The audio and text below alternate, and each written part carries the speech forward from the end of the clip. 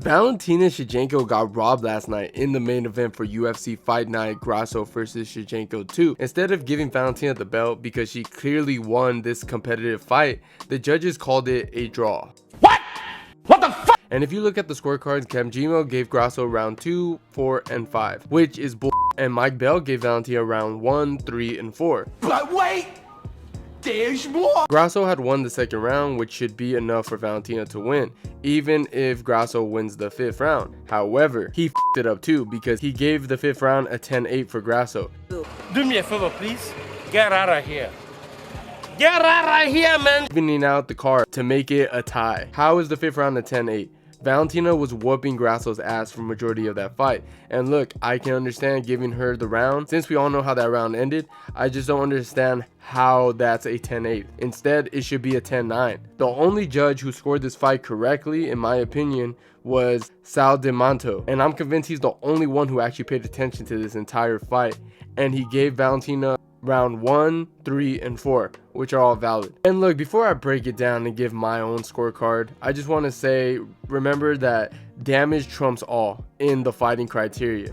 It's not about how many takedowns you get, it's not about ground control, it's all about damage. Anywho, in the first round, it was a very back and forth fight between Valentina and Grasso. However, Valentina won this round by landing more significant strikes, 14 to be exact, while Grasso only landed 12. In the second round, it's a no-brainer. You have to give it to Grasso. She sent Valentina flying across the octagon, and she was vicious in the clinch. And Grasso ultimately landed more significant strikes in this round with 28, while Valentina only landed 15. As for round 3, you got to give it to Valentina. She dominated Grasso with her wrestling, and she consistently tried to finish Grasso with many submission attempts, with guillotines and rear naked chokes. And Valentina landed more significant strikes, being 9, while Grasso only landed 4. It's a no-brainer. It's an easy round for Valentina. Now, round 4, arguably the most controversial round. Some people give it to Valentina, and some people give it to Grasso.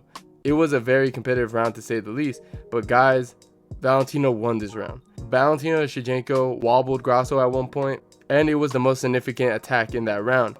Remember, damage trumps all.